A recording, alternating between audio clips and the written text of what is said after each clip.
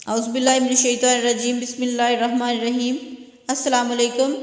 احادیث سے پتہ چلتا ہے کہ آپ صلی اللہ علیہ وآلہ وسلم جو کا دلیہ بطور روٹی اور بطور ستو استعمال فرماتے تھے۔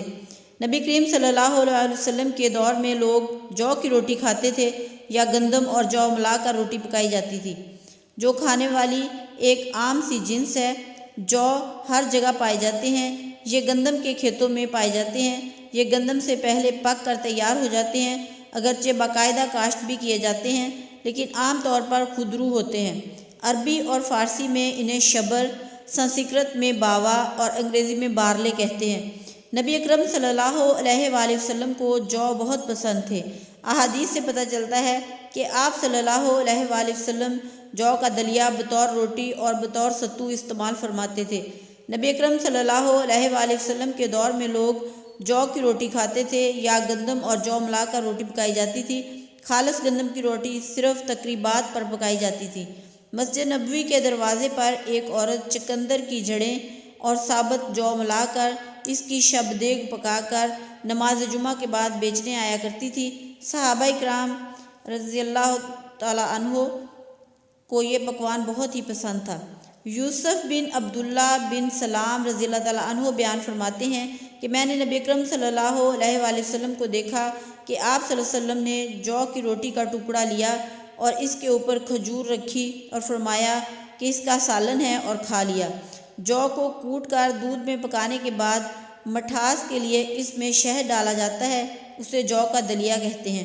حضرت عائشہ صدیقہ رضی اللہ تعالیٰ عنہا بیان فرماتی ہیں کہ رسول اللہ صلی اللہ علیہ وآلہ وسلم اہل خانہ میں جب کوئی بیمار ہوتا تھا تو حکم دیتے تھے کہ اس کے لیے جو کا دلیہ تیار کیا جائے، پھر فرماتے تھے کہ یہ بیمار کے دل سے غم کو اتار دیتا ہے اور اس کی کمزوری کو یوں اتار دیتا ہے جیسے کہ تم میں سے کوئی اپنے چہرے کو پانی سے دھو کر اس سے غلاظت کو اتار دیتا ہے۔ حضرت عائشہ صدیقہ رضی اللہ تعالیٰ عنہا بیمار کے لیے دلیہ تیار کرنے کا حکم دیا کرتی تھیں اور کہتی تھیں اگرچہ بیمار اس کو ناپسند کرتا ہے لیکن وہ اس کے لیے از حد مفید ہے۔ پریشانی اور تھکن کے لیے بھی دلیہ کا ارشاد ملتا تھا۔ نبی اکرم صلی اللہ علیہ وآلہ وسلم کو جو سے بنے ہوئے ستو پسند تھے۔ نبی کریم صلی اللہ علیہ وسلم نے روزہ کھولنے میں اکثر ستو کا شربت نوش فرمایا۔ جو کھانے سے قوت حاصل ہوتی ہے۔ جو جسمانی کمزوری کے علاوہ کھانسی اور حلق کی سوزش کے لیے مفید ہے۔ معدے کی سوزش کو ختم کرتا ہے، جسم سے غلاظتوں کا اخراج کرتے ہیں۔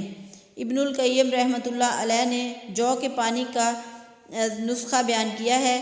ان کے مطابق جو لے کر ان سے 5 گنا پانی اس میں ڈالا جائے، پھر انہیں اتنا پکایا جائے کہ پانی دودھیا ہو جائے اور اس میں 1/4 کمی آ جائے۔ پکنے کے بعد جو کا پانی فوری اثر کر کے طبیعت کو حشاش بشاش بناتا ہے، جسم کو کمزوری کا مقابلہ کرنے کے لیے غذا مہیا کرتا ہے۔ اگر اسے گرم گرم پیا جائے تو اس کا اثر فوری ہو کر جسم کو حرارت دیتا ہے اور مریض کے چہرے پر شگفتگی لاتا ہے۔ ابو علی سینا رحمۃ اللہ علیہ نے لکھا ہے جو کھانے سے جو خون پیدا ہوتا ہے وہ معتدل، سالے اور پتلا ہوتا ہے، بھاری پن کو کم کرنے والا، چہرے کو نکھارنے والا، چونکہ یہ جلد ہضم ہو جاتا ہے۔ یہ کمزوری اور بدہضمی کے مریضوں کے لیے غذا اور دوا ہے۔ سر کی پھپھوندی کو دور کرتا ہے۔ پیشاب میں خون اور پیپ کے مریضوں کو اگر جو کا پانی شہد میں ملا کر دیا جائے تو تکلیف چند دنوں میں ختم ہو جاتی ہے۔ پرانے قبض کے مریضوں کے لیے جو کے دلیے سے بہتر کوئی دوا نہیں۔ خون میں کولیسٹرول کو کم کرنے کے لیے جو کا دلیہ نہایت اعلیٰ چیز ہے۔